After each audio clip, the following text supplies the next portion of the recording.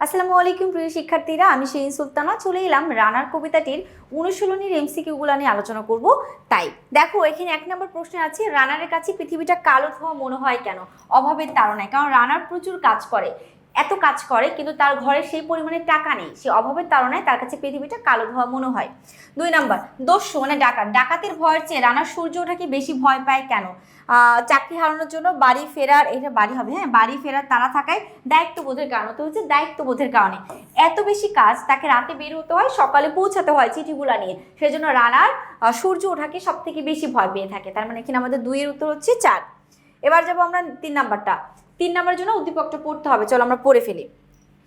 সুমন বেশ স্বেচ্ছাচারী, সব কাজে দায়সারায় গোছে শেষ করে দেয়, ইচ্ছা মতো অফিসে যাতায়াত করে। একদিন জরুরি সভা উপলক্ষে কর্মকর্তা অফিসে এসে দেখেন গেট বন্ধ, ফলে সমস্ত আয়োজন পণ্ড হয়ে যায়। উদ্দীপকে সুমন ও রানার কবিতার রানারের সাদৃশ্য দিকটি হলো চাকুরিজীবী, হ্যাঁ, দুজনে আসলে চাকরিজীবী, দায়িত্ব সচেতন। মোটেও না, উদ্দীপকের সুমনকে আমরা দায়িত্ব সচেতন দেখি নাই কোনোভাবেই, রানার প্রচন্ড দায়িত্ব ছিল, তাহলে 2 নাম্বারটা হবে না। সেবাদানকারী, দুজনেই সেবা দেয়।